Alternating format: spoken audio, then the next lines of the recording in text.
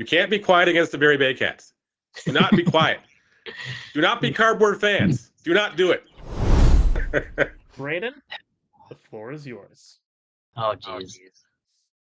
First and foremost, I'm not retired. Is there room for an inter-county baseball league draft?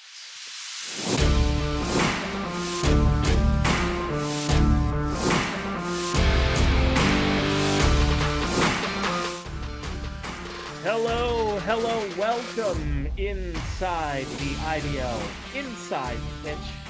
So much to talk about. Neil Srivastava, Braeden Farrington, Mark Perry here with you.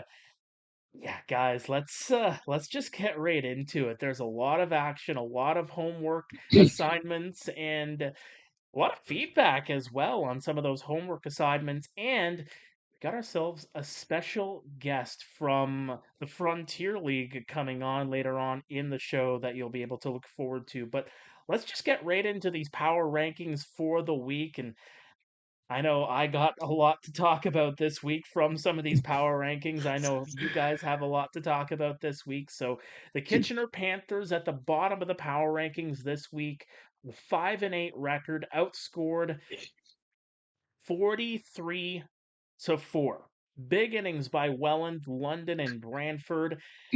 I'm going to pose the question to you guys right now. Is it time to panic at Jack Couch right now?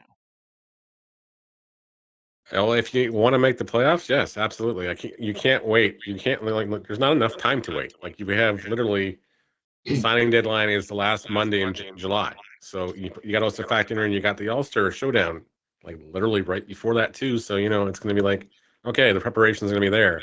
Guys are going to do this. Like, wait, it's now. It's like, okay, if you're going to make some roster moves, you better crap or get off the pot now. Pretty much as far as this stuff goes. The real question is it too early to light a match and burn it? Just write it off the whole year and say, hey, we're done. Okay, we tried, guys. Now we're just going to go in a different direction. Let's go young local guys and cut some money. Yeah, at that point, that'd be the easy way to go. It's they've done it before, and what's stopping them again? Yeah, it's tough. I think the big thing with Kitchener is that I look at this week and you start to think, okay, is this just a blip in the radar? I mean, we were singing their praises a week ago when they swept their home and home against the Guelph Royals. And, now, 3 big losses. I mean, albeit Welland, it's the Welland Jackfish, but they put 13 on them in the 4th inning on Thursday. London ends up scoring 5 runs in the first en route to their 8-1 victory. And then you go into Brantford thinking, okay, let's salvage up this weekend. And you end up losing by double figures. You give up 9 runs in the 7th inning against the Red Sox. And, well, there you go. 43 runs against in the last 3 games. So do you start to think, maybe is this just a blip in the radar, or have the Panthers showed their spots, if you will, in the last 3 games? Hard to say as far as of course the Tuesday game against Welland. It's Welland's first game of 5 and 6 days too. So they were just like, okay, they went out there. Okay, it's Kitchener. A lot of the guys on that team love hitting that ballpark. That's very apparent. You see the guys swinging for the fences, having some fun up there and everything else. But then again, it's like, okay, you get to that 4th inning and just, okay, they're going to pull him, right? They're going to pull him. And they don't pull the guy. It's just like they leave him out there to die. It's just like, come on, okay, this is no more fun now. It's not, it's that Simpsons meme. It's already dead. Like, you're poking it with a stick. Come on, just get it over with. I saw that quite a few times. Yeah. And Mark, because you were there. My take from obviously seeing that large score, it is what it is. Yeah. But from a pitcher standpoint, there's got to be something that just clicks or is not clicking. Why am I throwing the batter something hittable and straight and flat? What are we doing? You're really getting into the hitter's strengths, and they are clearly not letting up because obviously they don't want to get into bad habits. And exactly, and that's not. I'm not going to fault the Jackfish on this at all, anyways, just because you can't You can't let a game like that, cause those bad habits. You got to stay in your routines. You're looking at the schedule going, okay, we got 5 and 6 guys. Let's not, get silly about this as much as it's going to be, you don't want to take stupid swings at things you're not supposed to swing at anyways, out of the strike zone just to keep moving the game along. Exactly. And like I said, even in the preview of this whole season, I clearly these guys are not listening to that one. They should revisit it. Yeah. Pitch at Jack Couch like you are pitching on the road. Make sure you are not throwing the ball anywhere across the plate. Like live on the black.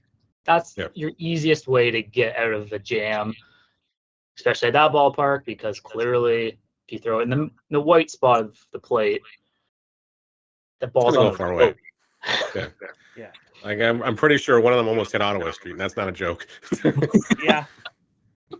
Pretty sure there's one that ended up getting onto Highway 7 through a windshield, and they were already halfway to the 401 by the time it reached the end of the inning. But I am glad that you mentioned the scoreboard and just the bigness of said score against the Welland Jackfish. I had a couple of people reach out to me, thinking, are they running up the score? Are they running up the score? Back of my mind, I'm thinking of a couple of things on that. You might think, okay, you're going first to third, sure, maybe, but at the same time, too, it's like you said, you don't want to get into bad habits, especially on the stretch that you're on. If you're the Welland Jackfish, the second you start developing those bad habits, they're contagious and they can move in to the next game. And at the end of the day, like an old friend of ours would always say, if you don't like it, play better. That's the simple answer. Yeah.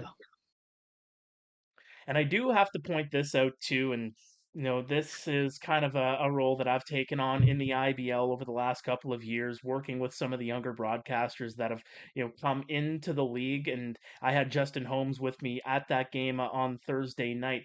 By the 5th or 6th inning, we were just exchanging war stories and just alluding to the game Oh no, that was exactly. happening in front of us, because that's what you do. And I Well, think that's something that I taught that I've been that was teaching to the younger Josh broadcasters. Alderman and myself in Game 3 of the Chatham-Kent series. It's like, yeah, we're not going to talk about the score anymore. It's out of hand. Guelph's going to move on. Let's focus on the positive. What have Chatham-Kent done great this year? What have they done really well this year? Focus on that stuff. End on a high note. You don't need to go rubbing it in their face as far as everything else, just because it's done. It's over with.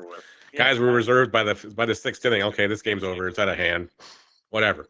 Yeah, and let's have fun with it. Like, at the end of the day, if you're in the 5th or the 6th inning and the score is already out of hand, you still want to have those listeners, because people love those algorithms on the YouTube pages. Interact with the fans. You don't want them leaving and saying, "Oh, let's just find out what the final score is on the news later on in the night." Let's keep these listeners engaged, and you have the platform where you're able to generate comments and get input from fans in real time. Utilize that.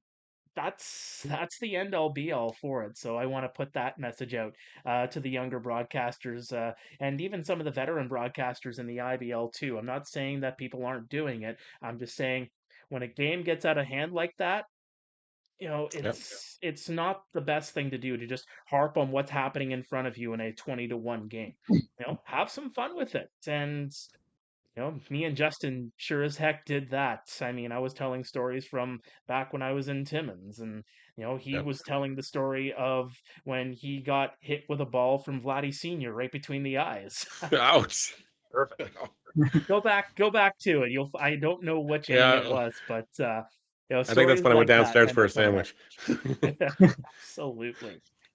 Well, moving on to the Guelph Royals, a 4-9 record. They are on a 7-game losing skid. The offense, I mean, it's non-existent right now. They're hitting just 227 as a team, although there was quite the pitcher's battle on Sunday for Father's Day in Welland. Uh, what do you guys make of these Guelph Royals, and can these guys that they've been talking about bringing in come soon enough? Who's the leader on this team? Who's the like? I know there's guys, there's Tack, there's Andy Leader, there's Liam Wilson and everything else. But who are they leading on in this dressing room? Right? Who are they looking for? Okay, somebody's going to guide us through right now. I know Connor Morrow's in another lineup because he's busy with the OBJs, everything else. But who's leading this lineup right now? That's my question. Yeah, great question. You need that guy. Even that, if you're, say, not one of the core guys to lead this team, someone step up. Yeah. Like, it's not hard. You could be a first-year guy and all of a sudden make an impact, make a name for yourself. And then guess what? You're probably going to be wanted or welcome back the following year. So that'd be my 2 cents on it. But yeah, just offense is just abysmal. That's a big. And I think the other thing that hasn't helped them is how their schedule is laid out. Like they don't play a lot they're not playing a lot during the week. Like I look at the schedule again, they got 2 games again this weekend. I'm like, how is this helping you guys get better? Like there's no way to get better when you're playing only 2 games this week. And it's like you're not going to get a practice time because Hastings booked every night for other things. So what are they doing here? It's like as far as how can you right the ship here when there's no place to make some corrections between now and Friday or Saturday? Yeah, there's just no momentum going on. I'd be curious to see, especially later down the road here in the schedule, like if it just gets chaos, like for them. Well, that's what I'm worried about because the guys, Jacob Cush hasn't pitched in a week and a half now. Yeah, and he's like pitchers, you need that. Like, you need the repetition. You need to have that routine that you have just to kind of lengthen out your arm. You can't just pitch, do nothing, and then all of a sudden expect to throw a 7-inning gem. It's just impossible. It's not going to happen. So the new guys, they can't come soon enough. No. When they do, the hope is that there's a bit of a turnaround. But right now, it's a 7-game slide. It's a 4-9 record, and they have gone on record to say that they are a team that they build throughout the season and maximize that potential at the end of the year going into the playoffs. But they also have admitted too that you could lose out on your season in mid-June if you're not playing well with the younger guys that you have. And now that there's a possibility where a team can't actually make the playoffs if you finish in 9th, gotta smarten up. And you plain and simple. Like I'm sitting there, if it comes down to Guelph and Kitchener and they wind up with a tie, Kitchener right now holds the tiebreaker 2-0. So it's like those things are going to come back and bite you in the ass later. Like I know it's June, and you got to think about these things. Like Hamilton's got a big week this week, and it's just like, you know what? You have to knock down these games. Yeah, yeah. Win the games you're supposed to win. That's just the end of it. Notable on transactions, David Alvarez just getting released by the Guelph Royals. Just to throw it in there too, the Kitchener Panthers with a couple of transactions as well. They brought in Lucas Lefebvre. They have just released Lucas Lefebvre, and he has now moved over to the team. First of all, Jorge De La Cruz also released by the Kitchener Panthers, but Lucas Lefebvre released and now has signed with the team that is 7th in the IBL Power Rankings this week, the 3-11 Brantford Red Sox, with back-to-back wins against the Guelph Royals and the Kitchener Panthers. Connor Irvine just fantastic against the Guelph Royals. And how about Andrew Savage, 5 for 9 to start his IBL career? Got a welcome to the IBL. Yeah. Absolutely. What did you guys make of the Brantford Red Sox? Have we seen the rising of the Red Sox? Tuesday night, they should have won that game.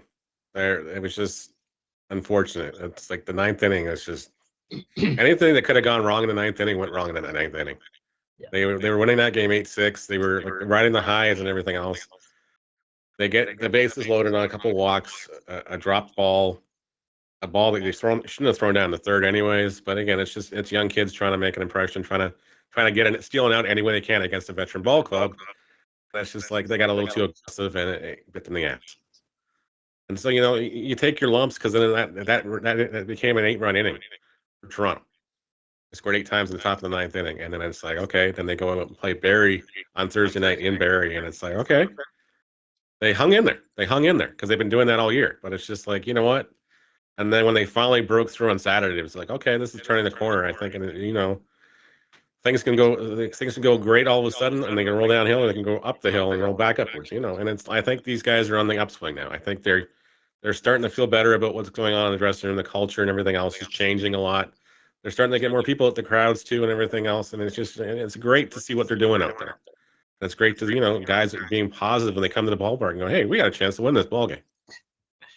Yeah, it's nice to see them build on this. You know what? Like it's what at the start of the year in the preview show, like we just, for me at least, I discussed, hey, like stuff they've been doing. It's a different kind of Brantford Red Sox than what traditionally we're used to seeing. So yes, the start of the season didn't go as planned. It is what it is. But if you look at the positive, you can see the upswing here, and it's honestly, it's cool to see. Like they've been in the majority of the games. They have some fight. Where majority of the time, last couple of years, it's been let's hit them once and then they're done. So it's kind of cool to see this big win. So and honestly, you can see that kind of in terms, I guess, the monkey off the back. And you just see the kind of way the world kind of just got off their chest, and I'm curious to see what they do next game, because that'll be a big telling of who they're going to be going forward, at least the next week. So it'd be cool to watch. Mm-hmm. And it boils down to the management again too. It's just like because Jeff Lonsberry can go to Terry Smith and say, "Hey, can we bring so and so?" And then Terry Smith's one of these guys. He'll actually, okay, well, tell me the pros about bringing this guy, and tell me the cons against this guy before he makes a decision on it. It's not going to be a yes or no thing. If Jeff can sell him on the merits of bringing in somebody that's going to help this team short term, long term, Terry's open to it. Looking at those transactions, Kyle Nash getting released, Masahiro Fukuda and Koki Tagashi also getting released. Mentioned Lucas Lefebvre getting signed, and Leandro Mejia, I believe is how you pronounce it. Sorry if I mispronounced your name. You Happens pitched yesterday, to me actually. all the time. But those are the transactions of the week for the Brantford Red Sox. Down to or up to number 6 on the list this week, the 6-8 Hamilton Cardinals.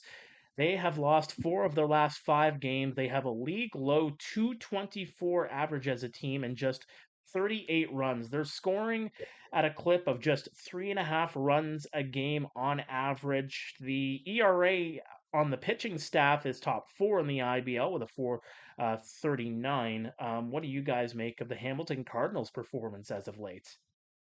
If you're in the pitching staff, you're going up to these batters and saying, "You guys owe us like 9 runs a game right now. You just seriously need to give us some runs here.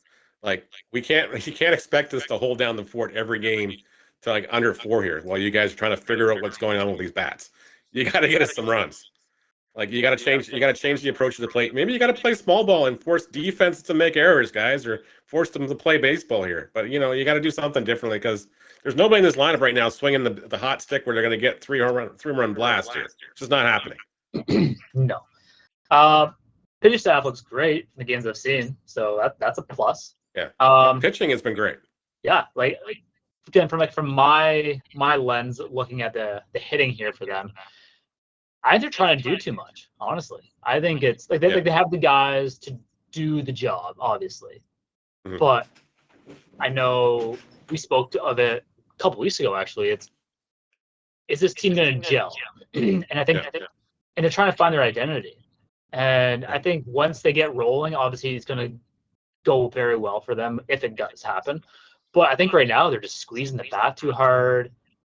They're just trying to do too much. Like bring it back to basics. See ball, hit ball. Let the baseball gods take care of itself. Because at the end of the day, if you try to do too much, the baseball life is just going to be like, hey, no, stay in your lane. And it's from my perspective, watching on Friday nights, they seem to be a different team when Owen Boone's on the mound than compared to everything else. So when they got Boone out there, they know, okay, they can relax a little bit. Okay, we give up a run here, it's fine. We'll find a way to get 2 for him. That should be enough to get us through. And literally, it's been like 2 or 3. Well, this is going to be a common theme, guys. We're going to touch on this just a little bit more, probably in the second half of this. But Transaction flurries, a ton of transactions this week across the Yep. IBL. Hamilton very much in the nitty-gritty of that, releasing Ramon Henriquez, signing Carlos Dominguez. They've signed Russell Young, who was released from the Welland Jackfish. Also releasing Carlos Teller and signing former Welland Jackfish Enrique Saldanas. So Hamilton very busy on the transaction front this week, guys. Yeah, and it's just, I think they were disappointed in what they had thought they had in their roster. Let's just be honest with it. Everything else, they had to overcorrect. It's not going to say overcorrection, but definitely it's a pretty much a course correction in a hurry there last week as far as various other things. They had to get another catcher because again, Andrew Johnson is no longer with the team. He's up in Barrie on their junior team now, so he's up there in Barrie, and he got a chance to play against Welland surprisingly on Saturday too as a starter. So it's great for AJ and everything else, but it's just it's one of those things. They need another catcher. That's why they got Russell Young, and Russell unfortunately was just a victim of circumstance in Welland because Sam Cocker came back. They weren't expecting to get Cocker back, and then all of a sudden, lo and behold, Sam's back, and Sam's going to knock young Russell out of the lineup here, which is that's not a bad thing. And Russell Young's coming here so far to Hamilton, caught the first game with Owen Boone behind there. He acted like a veteran catcher. He knew what he was doing. Called a heck of a game. First thing, called a heck of a game. That's all I can ask for. And then Saturday he went and played first base, which I don't think he's ever played first base. Sure didn't look like he got hurt a little bit, got banged up in CHATHAM-KENT. And then yesterday he came in late as a substitution too, and then unfortunately he got a Bill Buckner, Adam in the ninth inning, or sorry, the 11th inning. And what happens. And he's gonna be better for the situation. Next time out, he's gonna be okay. Yeah, I'm gonna get in front of this thing somehow. All right. Moving on to the Toronto Maple Leafs, 7-7 on the year. They're back at 500, where they would like to be, and obviously maybe a little bit higher than 500. Snapped a tough 4 of 5 losing stretch with a Father's Day victory. Where are the Maple Leafs at? What do they need at this point, guys? I think they've got the pieces. I think they've got the pieces. I think they need another starting pitcher because Alvarado went out there on Friday night. And he's one of these guys. We said it on the broadcast. He can either be the dominating Alvarado, or he can be the guy that it's just like, oh man, it's Alvarado. He's having a rough night. We got to get him out of here in a hurry. Like, are we going to get through 5 with him? But Friday night, it was like props off to him, man. He was on his game. He was matching Booner for like pitch for pitch, that out for out. I think he actually went one more strikeout than Boone did actually. So he was doing his thing. That's good. Yeah, I think. Like the Maple Leafs, like it's hard to explain, especially to the viewers, if you haven't really seen how they kind of operate on the field and all that, especially the past couple of years. Like I feel like it's more of a slow build up to the playoffs. Yeah. Where it's like 500, yeah, like that's gonna work to get into the playoffs, get a good seeding, and then all of a sudden the light switch turns on and then they go. So this team reminds me of so much, like as far as that veteran presence. It reminds me of the Barrie Baycats in the middle of that run. It's just because the veterans were in and out of the lineup a lot, but come playoff time, it was 1 through 9, boom, boom, boom. Okay, good luck. Yeah, and like they had the pieces, and it's just okay. Let's get our timing going and all that, and just get into the mix of high intensity baseball. And yeah, I think that we said at the start of the year, like this team will probably be a mid-pack 500 level team here. They're literally going with that. So yeah, there's no big surprises here for me.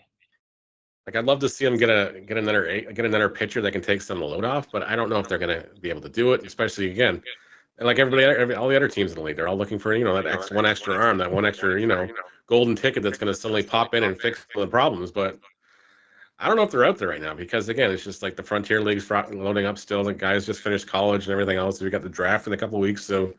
Plus, we have that draft league going on, so all the younger kids that are thinking draft eligible aren't here either. So, it's just like, okay, you're on your own for a couple more weeks. Yeah, it's going to be tough sledding for transactions over the next couple of weeks. We'll see how things go, especially in Leafland, if they can pick up possibly that piece. The Barrie Baycats, 4th this week, 6-6, another team that is at 500. I don't think anybody's sleeping on the Baycats if they were already. 6-6, a 4-game winning streak, including that walk-off win over Welland. The Hernandez brothers have been fantastic over the last week. in particular. Ryan Rio with a pair of home runs and 6 RBI, a 9-game hitting streak. The Barrie Baycats, guys, I think the defending champs are back. Cats are awoke and they're mad. Let's put it that way. I feel very sorry for Chatham-Kent this weekend. That's all I can say. Yeah. Big addition to the already rolling Cats for this upcoming series against Chatham. Insert Hayden Jaco into the lineup. He will be there. He will be there for that. So they're rolling. So now you add another body into that mix that can light a fire under some people. So I'm curious to see how it goes this weekend. That's for sure. It'll be interesting, that's for sure. Yes, it is. Lilise Beltran getting released by the Baycats on the 12th, and Ramon Henriquez, who was just released by the Hamilton Cardinals, ends up getting picked up by the Barrie Baycats. But they've spent the majority of this season in the bottom 3 of the power rankings. They're at 4th this week. How high can the Barrie Baycats go? I think that is the question. And this big weekend upcoming, a 3-game set against the Chatham-Kent Barnstormers, is going to be very key in that. And speaking of the Barnstormers, 7-6 on the year, 3rd in the IBL Power Rankings this week. Just 2 games on the week. They went 1-1, a couple of low-scoring games. What have you guys seen from the Chatham-Kent Barnstormers? The hitting is definitely a question mark. It's the same sort of question marks they had with Hamilton, but they're at least Chatham-Kent's finding ways to manufacture runs when they need when they're not able to get the big hits they need and everything else, but they're still finding ways to be aggressive on the base path, still taking chances, moving runners around, using the hit and runs to their advantage, not being afraid to bunt with whoever's in the lineup as far as whatever position they are in the order as well. So it's just going to take them some time and everything else. I think they need one more arm too. It's just they need somebody else to go out there and say, okay, I'm your number 2 or whatever else behind Suzuki, and just take the ball, want the ball. Brock Winston went out there again through another great game, but again, it's just like he got enough of a makeup, composure out there to bring this out on a regular basis. Yeah, he's especially Brock. Like, he's a young kid. Yeah. Can't really expect him to put the whole team on his back and go, but I think he's doing his best. But even that, I think the pitching staff as a whole is starting to turn a corner here. Considering the start of the season, it was kind of bleak, but they're starting to win games, which again is always good in this league, obviously. But they're finding ways to win. Where before it was like, okay, we're finding ways to lose this game after having the lead. So it's kind of nice to see that there's a little fight in them, which is cool. And I think Ed mentioned on the broadcast they were quiet, and then when Chatham scored their first run, they all seemed to wake up and that crowd and everything else. But if you're Barnstormer fans, if you're listening to this broadcast, you can't be quiet against the Barrie Baycats. Do not be quiet. Do not be cardboard fans. Do not do it. Don't do it. Be loud. It will bring bells, whatever you got to bring out. You got to go steal the bell off Betsy out there in the past to borrow it to make some noise. Do it, okay? Just do it. Yeah, because it'll be crickets quickly if that's the case. If they are cardboard fans, it's they need to bring the noise. That's for sure. Bring the noise. Maybe bring some funk in there as well. The London Majors, second on the list this week, a 10-4 record. They have 4 straight victories. Big Father's Day game up against. Who did they play on Hamilton. Sunday? I had it. They played Hamilton, Mark. They played Hamilton. My mistake. I had it written down. What do you guys make of the Hamilton Cardinals this week? I mean the London Majors. The London Majors. It's a long week, guys. It's a long week. Oh, man. Marky. Matt's gonna kill me for that. Oh yeah. All right, London Majors, guys. What do we got? They're finding ways to win. They're just going out and finding ways to win, and it's been.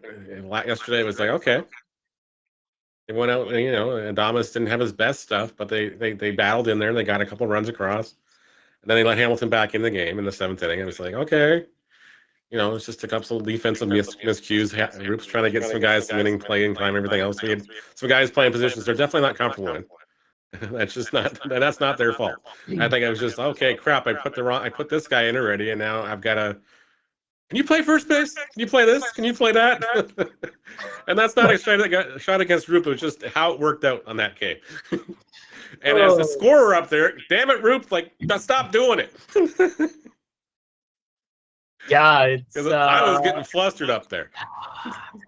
Yeah, it's one of those things where, speaking from experience on this one, I know, especially later in the games, the defensive alignments change.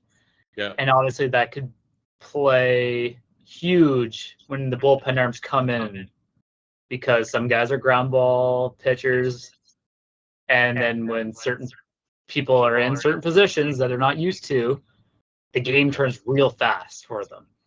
Yeah. And then obviously errors happen, or hits happen, and then ERAs get inflated, and then everyone's not happy. But shout out to Victor Piano, an absolute. Pitched really well. It's just it's a weekly thing for him. It's just okay. I'll go out there, strike out 10 batters. Here's my 6 innings of work. Thanks for coming out, everybody. So I think he only made the one pitch. I think it was a mistake. It was that fastball to Williams that was right where it shouldn't be against Williams. Yeah. And Josh is like, "Thank you very much." That ball was hit. But again, the adjustments, right? And he came back, and the next at bat, it went Piano's way. So you know what? Majors they're finding ways to win. If the listeners here, or viewers, depending on what platform you're I guess tuning into, checked out their jerseys on Friday night, they were nice. They were very honestly nice. I was kind of surprised. I was shocked. I was impressed. I was worried about last year's, and the digital blue camera was just oh man, please don't bring those back. Yeah, can we go when they wore them in the exhibition games? I'm like, I thought somebody took a match to these damn things. Yeah, it looks like Minecraft for the younger viewers. Yeah.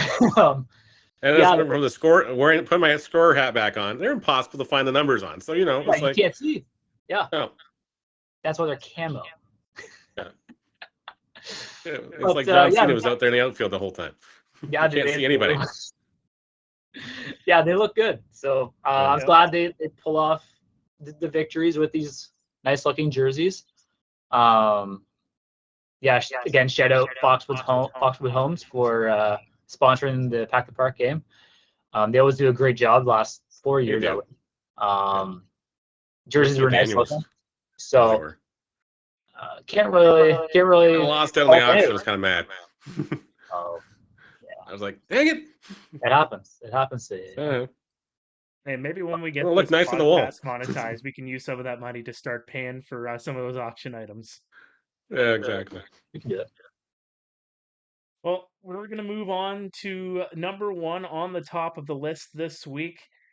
Just a win away from a Hawaii 5-0 cameo from Braeden Farrington. The Hawaii jersey, not to be this week. Instead, he's got the sweet, very sweet logoed sweater, the Welland Jackfish 12-2. A busy week, a whole lot of runs, 56 of them to be exact in the 5 games that they played this week. A run differential of plus 38. A Barrie Baycats loss away from a perfect week. The Welland Jackfish, guys. What more can be said about them that has not been said in previous podcasts? They're for real. They're for real. It's just I don't know. Team just seems like it's just they have this mission in their heads, and they're not taking prisoners this year. They're not going to let any little blip in the radar stop them this time. It's going to be very hard to go into Welland Stadium yet again, and have to take 2 games out of there to try to take a series. It's going to be very hard. Yeah, it's going to be mighty difficult for a lot of teams to do that, especially obviously with their great fan base there of hatred for other teams. But I think visiting teams that go into the Welland Stadium, it's just they need to take it with a grain of salt and block out the noise, because that noise. You almost have to put earplugs in when you walk in that stadium and just, you know what, next 3 innings, we're just going to use sign language or something, guys. We're not going to you're not going to believe the hype, not going to fall for it, whatever. No, you're gonna have to go through there and do something. Yeah, it's a dangerous place. Like, if you don't embrace that environment, like, you're gonna get eaten up really quickly, and it will show. But yeah, I'm curious if some of these guys can like switch hit, because like if teams need help getting outs, you might as well just say, hey, switch it around here. Like Robert Mullen, can you hit left-handed? I would love to see that. And knowing him, he'll probably want to swing hard, and he'll probably hit one out. He probably would. It's just because it's Robert Mullen. Yeah. Like, that's the other thing. Is like, okay, so yeah, he had an off game finally. It was just like, it was finally. It was, oh my God, he didn't hit a home run. He didn't have like 5 RBIs, and it's not the 5th inning anymore. Like, come on, okay. Yeah. But and you gotta send props out to Jonah Weisner. Congratulations on the heck of a hitting streak. 24 games it ended, and that's just that's over 2 seasons and everything else. But hey, 33 games straight, you gotta hit, man. So good on you. Good on you. It's impressive. Yeah, it really is. Well, once again, the 1 through 9 this week, it is the Welland Jackfish, the London Majors, the Chatham-Kent Barnstormers, the Barrie Bay Cats, the Toronto Maple Leafs, the Hamilton Cardinals, Brantford, Guelph, Kitchener. That is your power rankings for the week. Still a lot more on the other side of the break here on the IBL Inside Pitch, including an interview with the voice of the Ottawa Titans. We go into our mailbag. The Cobra Chickens are on the way, and a whole lot more, including our homework assignment from last week. And we do have a homework assignment for this week, guys. Stay with us. We'll be back after this. Hello, friends. Mark Perry here from the IBL Inside Pitch. If you enjoy what myself, Neil, and Braeden are doing on a week-to-week basis, providing all the latest insight from inside and outside of Intercounty Baseball League ballparks, do us a favor. Hit that like button. Hit that subscribe button. Leave a comment, whether you're watching on YouTube, whether you're listening on Apple or Spotify. We love hearing from you, and thank you for watching and listening to the IBL Inside Pitch. Welcome back to the IBL Inside Pitch. Joining us now is someone from the nation's capital, the voice of the Ottawa Titans of the Frontier League, Davide Disipio. Davide, how's it going?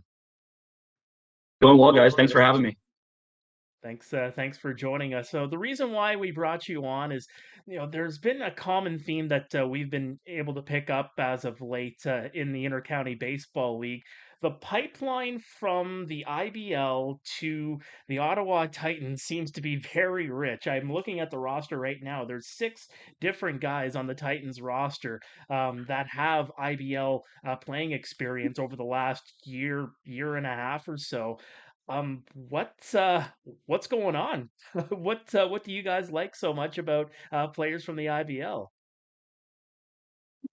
Yeah, first and foremost, it's obviously a great way to showcase Canadian talent in the IBL, and it just when it comes to mid-season and what have you, there's not many places that these guys can go play, right? With American visas and whatnot, and with the majority of them and all those IBL guys being Canadian content, they can go one of 4 places when it comes to mid-season, if in a pinch or what have you. So we've got connections in the league, myself included, well versed in the IBL ranks, and love to give guys opportunity. It's a league of opportunity on both sides of the ledger, and obviously being tied with Major League Baseball at a partner league, it showcases these guys to a higher degree, and there's a lot of good Canadian talent that's coming through, especially in the IBL, and it's a good stepping stone to get guys to one of the top 4 partner leagues in independent baseball. Nice. So what is entailing when they say partner with Major League Baseball? What's entailed in that as far as, is there anything like, does Major League Baseball give you guys kickbacks? Do they give you access to technology or stuff or like that? Or is there anything coming back from that end from these guys, or are they just an easier? Yeah, it all started when minor leagues got trimmed in 2020 because of COVID, and a lot of the leagues either folded or created an independent league like the Pioneer League did, or teams got displaced and either formed their collegiate leagues, or some teams joined other independent leagues, like King County joined the American Association, and Tri-City actually joined the Frontier League. But yeah, it's just a way to make sure that there's always a secondary option for a lot of these players, that once they get released from an organization or guys that are overlooked in the draft, it just says that, hey, we're this is what we're here for. We're here for second chances, or for a lot of these guys, it's a chance to break in and showcase yourselves. And I know this year we've moved 2 players onto major league organizations already. We just had one. Actually, this month we had one picked up by the Mariners, another picked up by the Blue Jays last week. So it's just a way for independent baseball to always be that option that guys can come out and keep the dream alive and funnel them back into affiliated baseball. What are you noticing about some of the IBL players in particular? Looking at guys like Caden Cardoso, Noel McGarry Doyle trying to make a name for themselves. Brandon Markland obviously played for the Welland Jackfish last year. Evan Grill's experience with the Guelph Royals. What are you seeing from maybe a couple of these players in particular that has made them, get the experience here up in the Frontier League? Yeah, certainly. I mean, the one that we're missing right there was Taylor Wright, who actually has the best story of them all. We started off in 2022 in London, and then when our shortstop got hurt, and he was right there and ready to go, and he came in and played well for us, and came just before the deadline in the IBL, and our shortstop came back, so unfortunately there wasn't a spot for Taylor, but he went back to London and helped them win a championship, and ended up in 2023 being one of the top players in the league, and definitely did it all for us. He discovered or went back on the mound for the first time since junior college, and he's actually been one of the a spot starter for us here and there, and just continuing his offensive ability, and the other guys too, like Noel and Markland, like in Markland in particular, when he was released by Winnipeg and released by Quebec, and still hadn't felt the same that he did pre-surgery, but then went to Welland and got a couple of starts in, and then went in the bullpen and was one of the best relievers in the league last year. And when he's come into Ottawa now, and he's been one of our top relievers as well, he's been pretty good for us. And he feels like the best he's ever felt since pre-surgery with the Royals organization. So yeah, it's just great to see that these Canadian players are still at it and getting an opportunity with us. And Caden Cardoso, a guy that right now hasn't seen the hitting success, but he's getting on base, and we're trying him out in the outfield, and he's been okay, and just trying to hold his own. But I mean, yeah, it's Evan Gross just threw a complete game last week, and he still got it. So and one of our top line starters. But yeah, I mean, it's they've been all playing well for us, and to see that they all have a story and then all linked back to that league is certainly something. So here's a question for you. If, say, the listeners, right, don't really have a knowledge of the Frontier League, what would draw them to come watch, say, a game in Ottawa or a game in Quebec or a Trois-Rivières? Certainly, it's a way for us we showcase family friendly and affordability all the time, similar to what some of your markets down there do. But yeah, I mean, it's just a way for a community to surround themselves around a local team, and it's definitely in the Toronto area where a lot of these markets are. It's why not just go to a Jays game instead? But I mean, for us, it's 5-6 hours away, and all the 3 Canadian teams up here have established themselves well in the community, and have seen success. I mean, Quebec's won 3 consecutive championships, and we've been right there on the cusp 2 out of the first 3 years, and TR's been hovering around the playoff line for the last little bit. So there's winning baseball in Canada. I mean, Winnipeg went to the championship series last year. Obviously, Quebec won it all in our league, and we were right there with them. But yeah, there's a lot of good baseball in Canada, and obviously the players are a big part of that. But our organizations as well are built on winning, and that's what we're all here for. Nice. Amazing. Been hearing a lot about some of the personalities on this team. In particular, I mean, obviously Braeden is a former London major himself, and he's gotten to see it kind of behind the scenes. What are you seeing from some of the guys behind the scenes? Who's the character of the bunch? The characters of our bunch. Jackie Urbias is a guy that's been with us for 4 years, and he was a former Brewers prospect, and he's been our guy in the clubhouse really for the first 4 years of this team. And when Grill shows up, he's always a guy that guys tend to gravitate to. Obviously, with his 7 years in the minor leagues, a couple of different organizations, and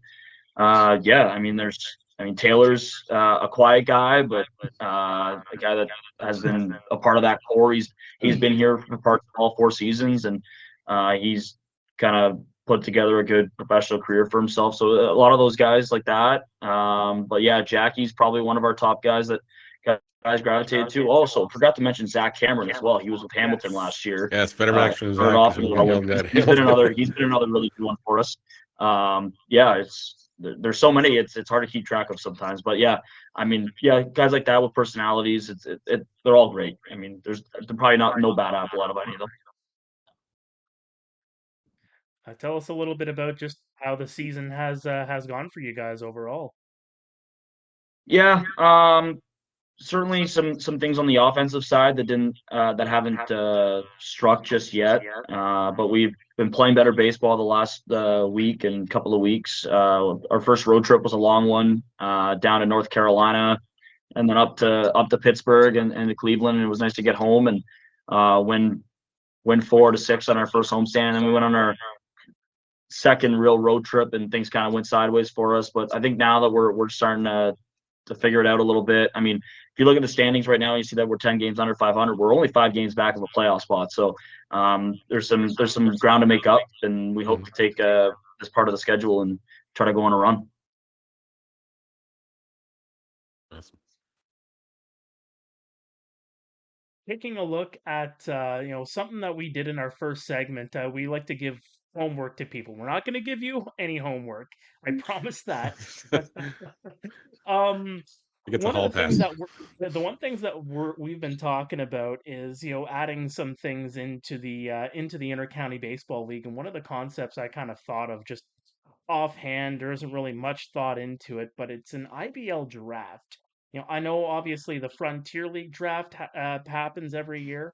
Um, from an organizational standpoint, maybe take me through the structure of the Frontier League draft, how you guys kind of put it together, and obviously the work behind the scenes that goes into the scouting and actually picking the players and getting them onto the field, if you will.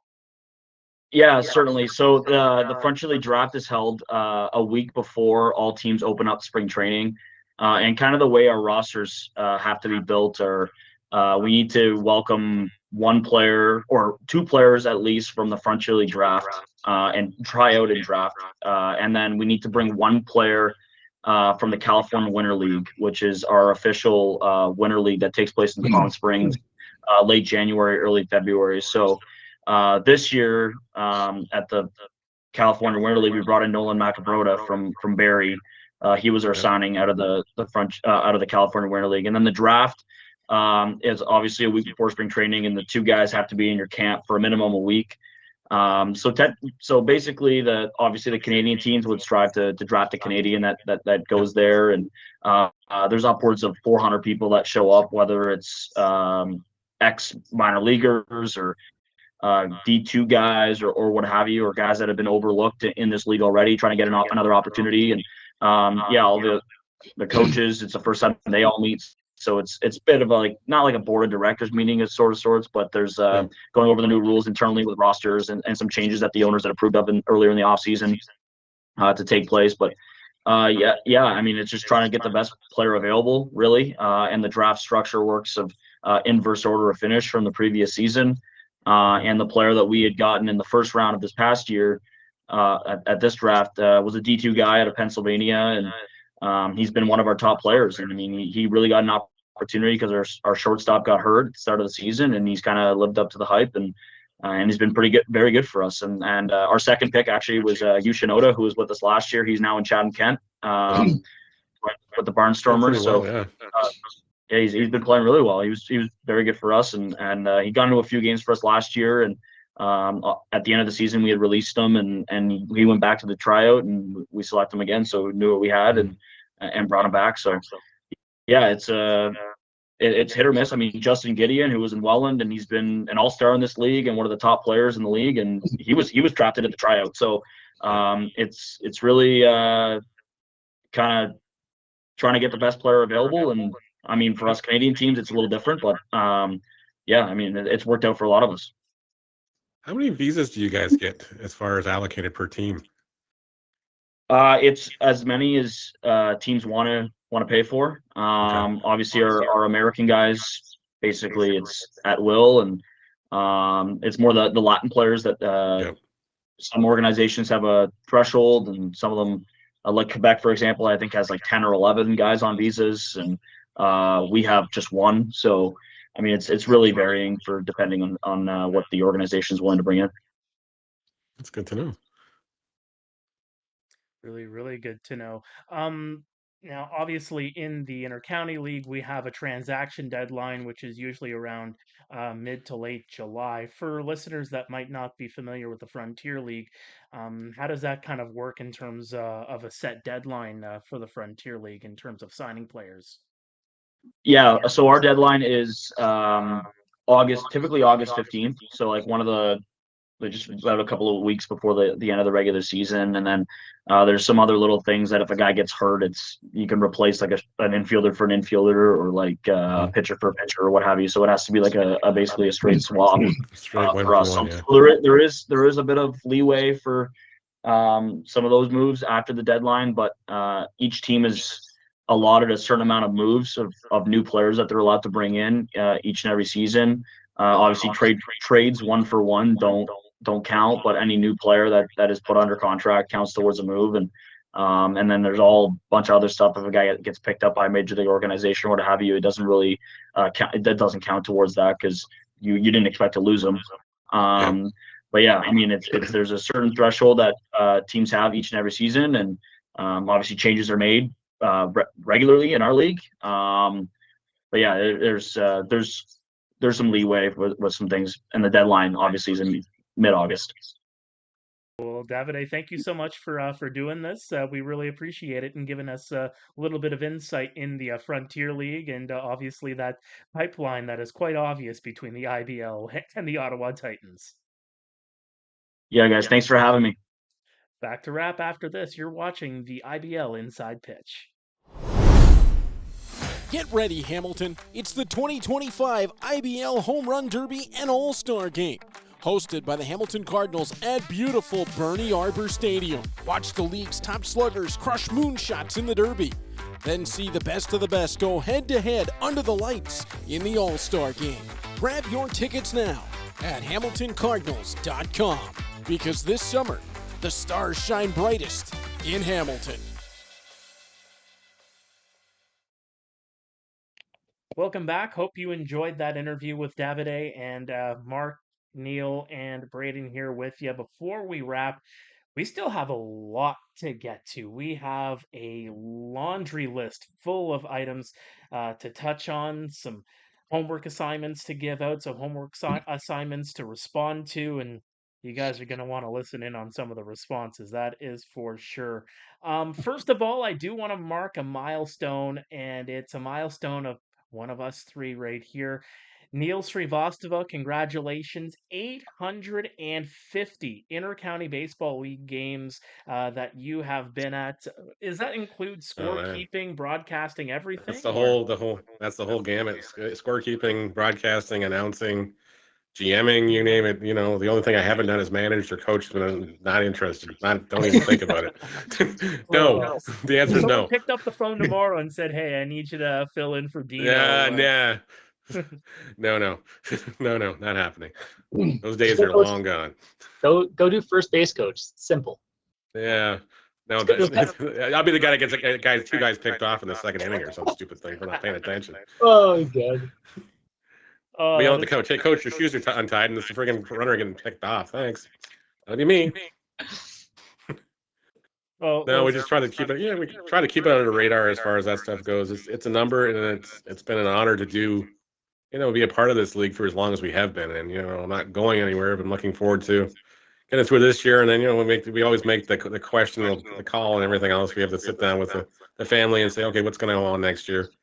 What are you thinking? Whatever. But it's just I have a lot of fun doing it. Jenny loves the road trips and everything else. So at the same time, it's like it's nice to have some time to ourselves too. And with the stuff we're doing with the league now, it's just like I'm pretty much in the office 5 out of the 6 nights out of the week, anyways. That we're not doing games, anyways. So it's kind of like, okay, we'll see what we can do as far as stuff goes. But yeah, it's coming. Yeah. I don't know how many games I've did up to this point in the intercounty baseball. And the league. only reason I just know really it. don't- The only reason I know is because my son's math teacher a couple years ago made him sit down with me, and it was one of his assignments. You're not going to pass this course unless you get your dad to do this, because he knew I did baseball for so long. It's just like he put the onus on us, so we had to sit down and go dig the calendars out, dig the old scorebooks out. Okay, Dad, how many games did you do this year? I pulled the bin, like literally, and there's a scorebook upon scorebook of games in there, those things, and like, here you go. Let's figure it out now. That's cool though. I like that. Absolutely. That's a cool assignment. Wish more teachers were like that. Yeah. Mm-hmm. Well, let's move on to your list first of all, Neil. You got a few things to touch on here. First of all, the Cobra Chickens are coming up on Friday night in London. Got a single day attendance record in there as well. So some things that to look forward to and some things to look back on. Well, exactly. Friday night, the Cobra Chickens are on the. I guess they're on the loose. They've released the geese, the goose, whatever you want to call it. The goose is on the loose, whatever you want to call it. But yeah, you're gonna see the debut of the Cobra Chickens. There's a whole. It's gonna be a fun night. It's the Welland Jackfish in town too, and of course we're doing home run for the Hungary as well. So hopefully, the Jackfish pitchers are nice and groove a couple in there, so the guys can actually get a couple out. So that the sponsor, has to fork some dough over, but. It's a Welland Jackfish, and it's going to be a bitter rival, and it's a battle for first place, guys. So it's going to be a great game. So make sure if you guys haven't got your tickets, go get your tickets. Go to the bats on Friday night. Have a great time. Absolutely. Single day attendance record set in the IBL as well. Well, it's just you look at this. Of course, it was packed the park in London. They were at almost 5,000 plus on the field there and everything at the bat park. It was a great afternoon, and then of course you look at Welland. Congratulations to the Jackfish, another sellout on Father's Day. Well done, guys. Well done. We have a mitts and everything else. A great touch to the first 500. And I don't know if you saw the pictures or not, or the video, everything else. The lineups were like at 10 o'clock in the morning. We're way at the wazoo for a 1 o'clock start because people wanted those oven mitts and just wanted to be a part of the action.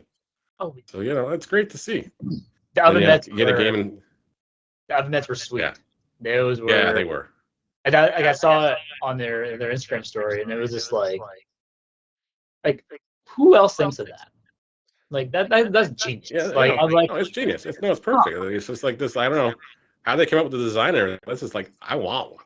yeah, exactly. Like, I want one. Like Actually, I want two because I'm gonna probably use one of them, but the other one will hang on the wall. But, I want two. oh, Yeah, I need to add something to the blank wall. Just for anybody that's watching, they see Braeden set up in the background. They see Neil's set up in the background. They look at mine and they're like, Mark, where's all your merch? I just want to tell you, I'm in the midst of moving. Next week's gonna be a little weird, but I got a new place. Hey. Gonna set up all the digs and hopefully Be styling and profiling in no time. I'll have a whole lot of stuff in behind me in the next couple of weeks, to say the very least. So if you're looking, Yes. it's not because I'm getting paid mediocre dollars. It's because, well, I think my room is about half empty right now that I'm doing this in. Yeah. So it is what it is. Yeah. It is what it is. Right. Yeah, and the league. And getting back to the attendance numbers, the league has not officially announced the final numbers yet, but great crowds all the way through all weekend. Even you saw the crowd in Brantford on Father's Day. You saw the crowd in Toronto on the hillside. It was just great to see all the numbers, and it was great to see everybody honoring the dads out there. And it looks like everybody was having fun. And that's why, as a league like this, that's all you can ask for. Yeah. Yeah, I even had the honor of doing the game in Guelph on Saturday. They were celebrating Father's Day a day early. Got a whole bunch of the players' dads to get out to send out the first pitches just before the game. It's really a good thing to see, and a really good initiative that is taken upon year after year. And my dad is about 8 hours away, so I was able to give him a phone call on Sunday and say Happy Father's Day, check in on him. Doing great. And yeah, it's to all the dads out there, Happy Father's Day. Yep. Let's get to the homework assignments, guys. Yeah. All Neil, right. recap. What was the homework assignment this week? The homework assignment was, to talk about who's the most hated team in the entire county and why.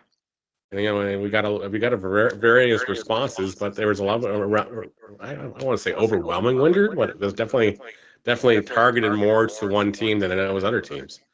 That's for sure. Hey, you don't hate nobodies. That's for sure. No. And it's as far as you can ask, depending on which generation you're from too. If you've been following the league for when Brantford was through their run, if you were following the league when Barrie was through the run, and now Welland and London, and of course, because the title has changed, guys. Like it's gone from, like, I'll be honest with you. When I was much younger, when Brantford was starting that big run, everybody hated the Red Sox, because they were just so good. They were just so good. Then it shifted to Barrie, and it's just because they were just, nobody's going to knock you out, these guys off. It's just not. I don't think it's hate the right word. It's just more like underlying envy. Like, I wish our team was more like these guys. Everything else, maybe you spin it more like that. Then you go. And London had that, that little run and everything else. But even before the run, it was like, okay, London's up there as far as, not so nice guys as far as everything else goes. And you guys, I don't know if you probably got the brunt of it in some places where, you just weren't the most happy. They weren't the happiest people to see you. Well, or they just love to see us because they can let their frustrations out. So Yeah, it was entertaining regardless. Yeah. Just for that run. I like to equate it to NFL terms. Being a New England Patriots fan, I felt the brunt of it as a fan for about 20 years in the Tom Brady years. 6 Super Bowls. Everybody cheering against you. I mean, Yeah. think about the 07 undefeated season and that Super Bowl. We alluded to it in the Caden Cardoso interview. That Super Bowl, everybody was cheering for the Giants because they just wanted to see the New England Patriots lose. I equate it to what we see now with a Welland Jackfish being the top team in the IBL. Every other fan base in the league is cheering to see you lose because they just like to see the big guy get knocked down. And even look in the NFL terms this time around, the last few years, it's been Kansas City. Everybody cheers against the team that is going to try to build a dynasty. It's just the way it is, and it's the way it always has been. It's no different in the NFL, the NHL, albeit the Leafs haven't won in almost 60 years, but people still find some way to want to cheer against them. That's another topic for another day. But it's the exact same thing in the Intercounty Baseball League. If you find yourself being the envy of the league, everybody likes a good villain story. That's the way it is. Everybody likes a villain, and it's Welland's turn to play the role of the villain. It's how you play it that defines you. Oh, exactly. And I was texting Jason McKay and Ryan Harrison last year, halfway through. Well, you guys are still the evil umpire, right? Like, we don't. And Ryan corrected me on it. It's like, we don't want to be the evil umpire. We just want to entertain the fans. And at the same time, it's just like, they're out there doing exactly what they want to do. They're entertaining fans. They're building a fan base that's second to none in this league. Let's be honest with it. Like, they're just, like, you can't go anywhere and not see Jack's merchandise in like craziest of places these days. Room. Yeah, and I'll even say it too. I mean, the fan base is, outspoken. They can be brash. They can be in your face. They can be loud. You know what? I even experienced it just as a broadcaster on Thursday night, just in the live chat, just for the stream. I mean, everybody in there, a lot of Welland Jackfish fans tuning in. They bring the numbers into those live streams. We love to see it. And they were nothing but respectful. And when I brought up let's do these different topics because, the score is 16-17-1. Instead of saying boo this, boo that, go Jackfish, rah, rah, rah, they were into it and they played Yeah. along, and, they made it a Oh, really exactly. entertaining night for myself and made it an entertaining night for other people filling in. So, I'll even put this message out to you Jackfish fans that played a role in that. Thank you so much for doing so. I had a lot of fun, despite the fact that the team that I was calling the game for was, getting their lunch handed to them, That's the 3 best way to put times it. and Yeah. twice on Sundays. And and I guarantee the Jackfish fans, if you go into their stadium and your team beats them, they might hate it, but they're going to respect it. They're gonna probably you're gonna hear them in the stands walking. Okay, yeah, whatever. They might leave early because they don't want to see the end of it because who wants to watch it? But that's how it was in Game 5. Once it got to the point where okay, this is done, they left in droves, which that's their prerogative. I get it. At the same time, the ones that stuck around, they were cheering for their guys at the end, and they're giving them a proper send off for a great season. And I think they're going to be like that. You're going to be. I don't want to say Boston, New York, as far as that, because I don't think that's quite how far this rivalry between Guelph and Welland is. But there is some hatred right now. There's no undeniably some hatred. Like you saw the comments on YouTube, you saw the comments in the emails and everything else. They're not pointing fingers or anything at it, but there's definitely there's no love lost between these teams right now. No, and I think even as a player standpoint, I feel every fan base, I'm not gonna say kind of like wishes they could be like Welland's fan base. Yeah. But from the player side of it, like I wish going into say a Brantford or a Guelph or even like Barrie sometimes, I wish they had those numbers and that passion, because that fuels the players to be at their best too. Yeah. Like I love personally playing in Welland just because I get a fan reaction. So I think it's great. Yeah, I think you go on the other side of the coin. You go into a place like Barrie that's got. I don't know if they come to expect these guys to win on a daily basis and everything else, but they're so quiet. Like and it makes the stands look like they're empty. Like it was just like, you know what? It's not a service to these guys. These guys are playing their butts off for you. Like show up. Yeah, Don't just all watch on YouTube, guys. Like go watch, go buy a ticket, go watch it in the stands, support this team. Yeah, like just seriously.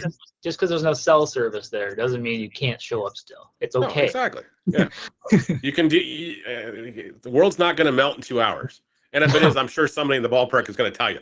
So it's okay. Yeah, and just on a final note too, just on the Jackfish, I got to give a shout out to Alec and Reese, who have done a great job on the broadcast this season. Alec has his detractors over the last couple of years, but I enjoy the kind of game that he calls. And Reese, buddy, so glad to have you back in your county baseball league. Oh yeah, it's so nice to have them. Don't go away. It's nice to have those two guys in there. It's just like okay, wow, okay. Cool. I'm making plans to go down some Saturday, just when we're not busy with everything else. But it's just like, yeah, I'm making plans to go down there because I want to go out to all these parks. I want to go to CHATHAM-KENT at some point this summer. I think we're going in August, but I haven't figured out which day yet. But I think we're going on a Saturday in August. I think we're doing a game in London on the Friday night or something. So maybe it's just a road trip with me and Jenny, and we'll take the Saturday game and come home on Sunday or something. We'll see. We're definitely going to make a trip out to everything. I think I got about 4 parks down at this point, so I'm going to try to get to more. Yep. Yeah. Speaking of getting to ballparks, Braeden, I heard that you're going to do some traveling this week. Yeah. I'm taking the podcast, and we're going to visit lovely Chatham, Ontario, to witness the third game of the 3-game set between the Barrie Baycats and the CHATHAM-KENT Barnstormers. Should be entertaining. It'll be my first, I guess, experience in a stadium as a non-player, current non-player, fan. Member of the media? Yeah, member of the media. Yeah, you're one of us now. IBL pass here. It's gonna be cool. Looking forward to it. Get to interact with a lot of fans. Hopefully, they still remember who I am after a year of being there. But you never know. I'm excited to see the players. I'm pumped. you got to ask Gil what he calls you on the podcast, because Gil Rendon listens to this thing religiously. So you got to ask him. I'm not going to tell you what he calls you, and I'm not going to tell him what he calls Mark. Because, you know, it's just no. you got to have to go and ask him yourself. I was laughing though. Like, I'm excited. Gil was nice enough to reach out last week and call me. Like, we spoke for an hour and a half on Monday night before we recorded. And it was just like, yeah, it was great having a conversation with, you know, it's not often that a former major leaguer will ask for your phone number from somebody else and get it. And it's just like, True. it was like, wow, this is kind of weird. And it's like, at the same time, this is really cool. Because it was like, it was just like an instant connection, and we were talking about everything. I love it. Love nerd talk. It's great. Yeah. All right. So let's dip into the mailbag for a little bit more here. Braeden, a question in to you directly from Jason. Great show, Jason. guys. I look forward to it every week. I have a question for Braeden. If he didn't play for the majors, which other team could he have seen himself playing for in his career? And if he's willing to go on the record, any team or teams he wouldn't have played for? And if so, why? Braeden, the floor is yours. Oh, jeez. First and foremost, I'm not retired. Most people saw my post last year. Yep. I said turn the page. So we turned the page. We're now here. But if I were to say play for another team or teams, obviously at my age of 31, winning a couple of championships, I'm probably not going to go to a team that doesn't have a shot at winning. Sorry to those teams. It is what it is. Once you get a taste of winning championships, it's kind of cool to keep on rolling with that. So, and on top of that, I guess you would have to have the right connections, the right friendships to make it just worthwhile for everything. Yeah. So obviously my first pick of a team to play for would be Welland. Why Welland?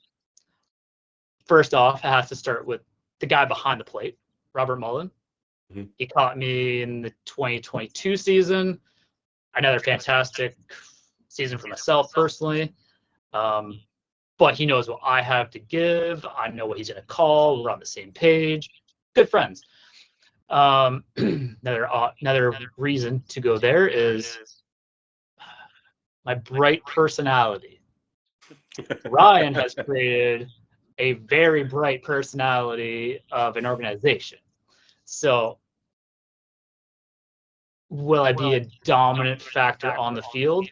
Probably not. I'm going to be your fill-in guy, just your swing man, your 7th inning, 8th inning guy. Davey, you got the ninth, buddy. I ain't tight. Yeah. It's not my jam for that team. But the social media side of it, like that's what I roll with. I love the center of attention. I love having fun, loving having interactions with fans. So that'd be obviously my first choice. Second choice would obviously be another perennial winning team would be the Barrie Baycats. Good friend, Hayden Jaco is on the team. He also may or may not have caught me in 2021 when I had my hands down career best year. So we know each other, what we're thinking very, very well. Josh Matlow, great dude. Their hats have a B on it. My name starts with a B. Great. It's all about the fashion statement here. Okay. Oh yeah. I'm here for the look. Yeah, I'm here for the look.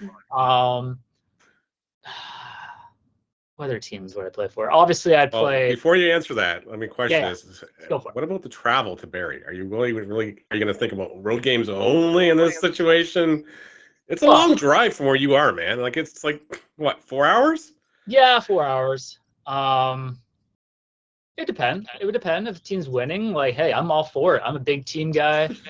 For the people that listen to this, and for the guys in the league that don't really know me that well, like you get a raw end of it here, because it's like you see my social media, you're like, that guy's an idiot, blah blah blah.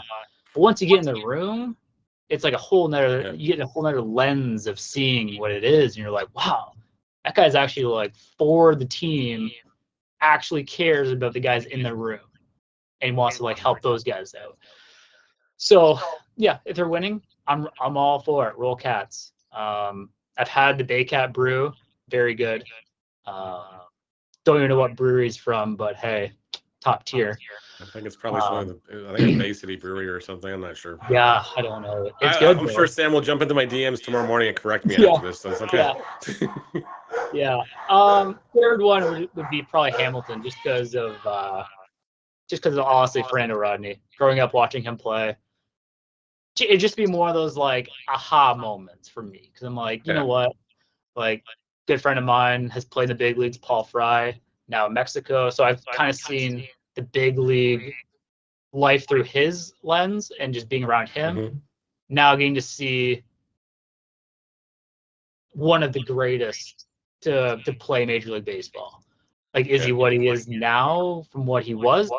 There's no comparison. You can't compare the two. But just to have him around there to hear the stories, just to get his 2 cents on some things and how baseball works is pretty cool. But yeah, again, has to be a winning culture, has to be going for it. Teams I wouldn't play for, on the record, it is what it is for the sake of the pod. Like, I love Brantford to death. Like, they are near and dear to my heart. Closest team to London. I probably wouldn't play there. Why? They may ask. Yes, there's a B on the hat. It is what it is. It's the wrong B, though. It's the wrong B. They wear red. Red, orange hair, skin complexion outside. Doesn't go together. I can't do that to myself. With apologies to Nikolai Arbach, who's trying his best right now. Yeah, like he gets it. He knows the struggle here. He's like, man, these photos. I guarantee he thinks the photos look awful that he sees from them. But I can't do that to myself. Kitchener, that's off the table. Way too small of a ballpark. People within London room, they know for a fact I had the Kitchener flu, because like I know. I fully expect you to call in sick, dead, whatever. You know, my dog got run over that I don't have. You know, I just have to I'm sorry, Rip, can't do it. Yeah. Oh darn, I'm working. Shucks. I don't know what happened. Can't get out of work. Yeah, can't get out of work. It's totally got double booked or something. You know. Yeah. Chatham, like Chatham would be cool to go play in. Like they have a cool history. I got business ties there too. It's kind of cool, but yeah, that'd pretty much be it. So now the team you left off obviously is the team that still holds your rights. Still hold my rights on the inactive list. Still, is what it is. Tough. All right. On that note, we'll just move on. Well, Jason, there you got your answer. Hopefully, you guys got a little bit more insight on Braeden, who once again says he's not retired officially. No, not retired. All right. Well, that was the homework assignment from last week. Let's move on to this week's homework assignment. And there was a thought that I kind of concocted in my head. And, I'm thinking to the Frontier League. And yes, I'm sorry, I already alluded to it in the previous segment. I kind of mixed up my segments there a little bit. But is there room for an inter-county baseball league draft? Could that be developed? Could that be concocted?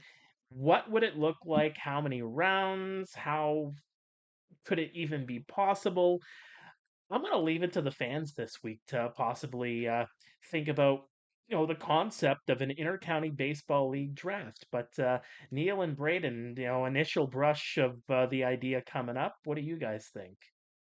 I think you have to tie it in with a tryout camp. I think you have to tie it in with a tryout camp. That's obviously going to have to be in the States, because you're not going to be able to get on the diamond here till usually May 1st in most places. So you're going to looking probably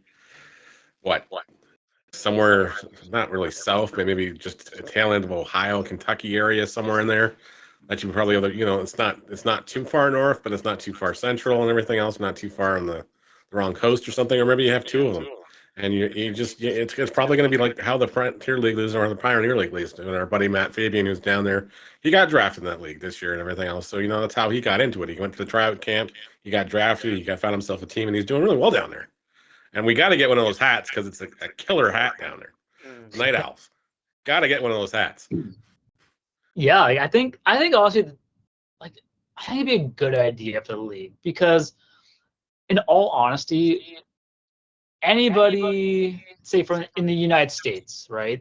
When you're done college, they're not thinking Canada at all. That's not even remotely in their thought process.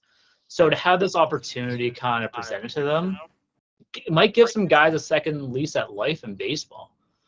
And the talent in the league is great. It's gotten better every year. So you might see some guys that you wouldn't even think of, honestly, or even it's crazy how many schools are down there that have really good programs that just people don't associate high integrity players that come out of there. So to have that, and that doesn't mean you have to, as an organization, have to draft or sign these guys. No. It's just what the Frontier League's doing. It's an opportunity where keep them on your roster for 2 weeks or something. Give them a legit shot to make this roster. Yeah, or even say you do the draft combine, I guess, and you see a guy at a certain age, right? And you say 2 years down the road, he's still playing, and you're like, oh, I remember him. Why isn't he there? And I really liked his skill set. And is he still available? It's such an easy process. And I'm generally shocked how this hasn't happened yet. Well, again, I think it's just boils down to a visa issue and everything else. Because this is the first year, and as long as I can remember, we've actually expanded the number of visas allowed per teams. It was always people I don't want to do this, I want to do that. We're just taking away from the local content. Yeah. Well, if the local kids are good enough to play here, they're going to play here. Bottom line. Yeah, exactly. And that's the thing. I remember, 2019, well, even that, say 2016 to say 2021, London, we had a great core of London kids that could compete in the league. So did Roop and Scott really need to go out of that to bring in? Not really, no. No, but exactly. Usually it used to be you would get 2 extra arms and maybe a guy that can hit. That would fill the balance in it. Take some of the load off some of these kids. They can't go every second night or whatever else. Some of these guys, they've played at different levels. Yeah, and now it's just the landscape of the game that you kind of have to go now outside of your own little small circle to get talent. And it's not a knock on local kids. It's just if you're good enough, local kids have got so many options right now too. It's just they've got so many options. They got the OBJs, they got everything else. So, it's not just not one funneled path into this league anymore. Right. Yeah. And I know, going, say, even previous to my IBL career, the path was there. It was you go play in the junior intercounty, and then if you are, say, the top 4 or 5 guys, you're going to be moving on.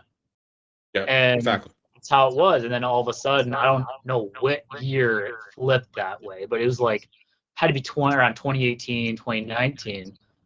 Probably because when Barrie, because Barrie never had a junior team till this year. Right. Exactly. So it was always Barrie was able to sign 8 guys from wherever the heck they could get to 8 guys. Yeah. Other teams went, wait a minute, why has Barrie got the second set of rules? And it's just okay, we want the same thing. So now and now some of these teams Guelph does not have a local player affiliated on that team. There's some guys which is crazy to me because it's growing up, Guelph was a hotbed for baseball. Oh, no question. No question. How have we not developed anybody within that city of Guelph to move up from the Silver Creeks? It's just it's a head scratcher. It's not. Well, Yeah, that's my biggest bone of contention right now. It's just like, I won't be public with it, but it pisses me off. It honestly pisses me off because I've got such deep ties with the Silver Creeks. Yeah. They were my team for God knows how many years. I've got so many championships with that team.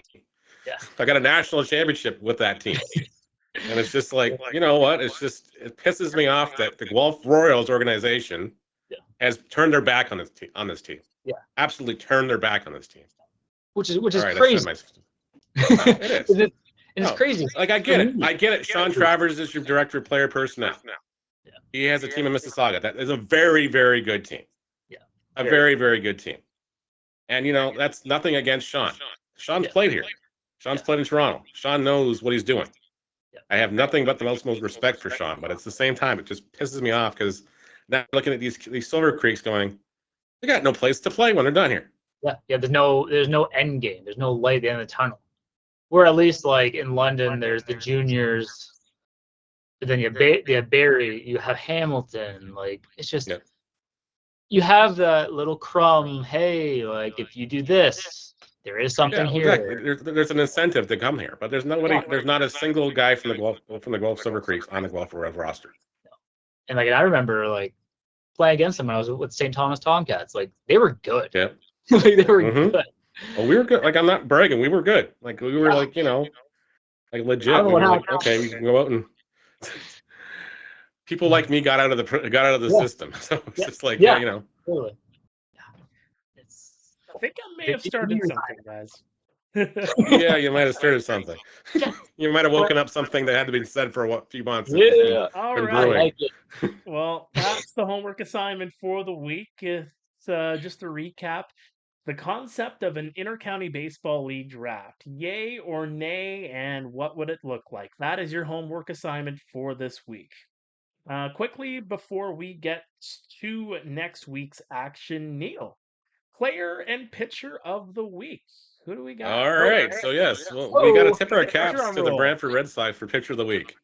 We got to tip our caps to the Brantford Red Sox for pitcher of the week. Connor Irvine absolutely went out there and dealt Saturday afternoon. Absolutely dealt. Gave up that leadoff double to J.D. Williams and then said, you know what, the Royals aren't getting anything else off me. He gave up one hit. I think he gave up, 2 walks? Something like that. It was just like he went out there and pitched, and this is why the Brantford Red Sox were very fortunate to get the guy like Connor Irvine. Yeah, he had a heck of a game, to say the very least. Being able to call that game and just seeing what he was able to do. I think maybe 1 or 2 batters may have reached on errors, but yeah, it was a lot of. I think at one point he had retired 12 straight batters. Yeah, there's something to behold. He was dealing. He was dealing. That's for sure. And of course, the batter of the week, you got to go to the Welland Jackfish, and you could have picked anybody on the Welland Jackfish last week. Those numbers those guys were putting up, but one stood out on top of it. He went. I think he was 11 for 22, so he batted 500 in the week. That's Mateo Porcelato. And it was just like, he's come back from the Frontier League, and he's having the Caden Cardoso syndrome right now. Got something to prove. Yeah, and that's great for Mateo. Yeah, he was always a tough out, but now, yikes. Yeah. Good luck, everybody. Mateo gets on base. Mateo's going to find a way to score, and he did that yesterday. He was the only run that came across. Yep. It's a big week for the Welland Jackfish. They cap it off with a 1-0 win over the Guelph Royals, and big win. And Mateo Porcelato getting it done as the player of the week. Taking a look at this upcoming week's action, we've already alluded to a couple of the games, including the Chatham-Kent Barnstormers and Barrie Baycats having a 3-game set. Obviously, because of the travel, maybe we can fix that when we get a 10th team in and maybe get a 2-division setup going. But coming up tonight, the Chatham-Kent Barnstormers are in action. They will be hosting the London Majors at 7:35. A whole lot of other games happening throughout the week. Kitchener has a home-and-home with the Hamilton Cardinals. They also play in Toronto on Wednesday before wrapping up their week. A 2:00 start at home against the Guelph Royals. Brantford with a couple of road games, including in Guelph yet again. Under the lights at Hastings Stadium, they'll go into London on Sunday afternoon at 1:05. So, a lot of games happening around this upcoming week, and I think there is one in there that I think I should have touched on. A Friday night tilt. I think we already alluded to it. Welland, Hamilton. Welland, London. See, I did it again. London, Hamilton. They sound similar to me, apparently, guys. But Welland and London Tomato, meeting up. tomato. There you go. Yeah, tomato, tomato. Exactly. But Yeah. a bunch of big games coming up. What are you guys looking forward to this week? It's just gonna be an interesting week. I think the Barrie's got Chatham-Kent for 3 games. That's gonna be a litmus test for the Barnstormers to see, okay, how do they match up against this team, because it's gonna be the really big. I want to say the first big challenge. I think they've played Welland once already, but everything else, but it just didn't go their way. But Barrie's one of these teams that they want to get that home field advantage in there, or at least have the tiebreaker option. If they wind up tied, they got to take 2 out of 3 here this weekend, as far as this stuff goes too. So it's going to be tough, and of course the Big Cats are going to roll in, and they're going to be like, okay, yeah, we've got to win all 3. Simple as that. They got rolling. They don't want to stop the rolling now, so they got to keep going. And then Hamilton and Kitchener are actually playing 3 games back to back because the rain out Saturday night too. So it's like, Right, yep. So it's Thursday, Friday, Saturday. That's a 3-game series that honestly both teams need to win. Honestly, it's just and Hamilton's got Toronto on Sunday, so it's like, okay, well, yeah. You got to win some of these games, guys. You got to just if you're gonna set things in the right course, now is a perfect opportunity to do so. Yeah, I gotta be biased here and say, no one's gonna be shocked when I say London, Welland. Obviously, that's gonna be a key game for the league, I'd say. Yeah, I'm more curious on who's gonna be throwing for both those teams. Like, is it gonna be one of those like best on best, or is it going to be one of like, you know what I mean? Like, it's just I'm just generally curious about that, because like London, obviously they played well in Welland and won that, but like I'm just, I don't know. Do you go back to the well there and throw the same pitching at Welland again and hope for the best and the same? But obviously, I don't think it's going to happen again. I don't know. I don't think Group holds back somebody that he doesn't want them to see this year. I think he wants to see how they match up against this guys and say, okay, push comes to shove. At least I know if we got to go 1, 2, 3 on these things. Here's my rotation for this series.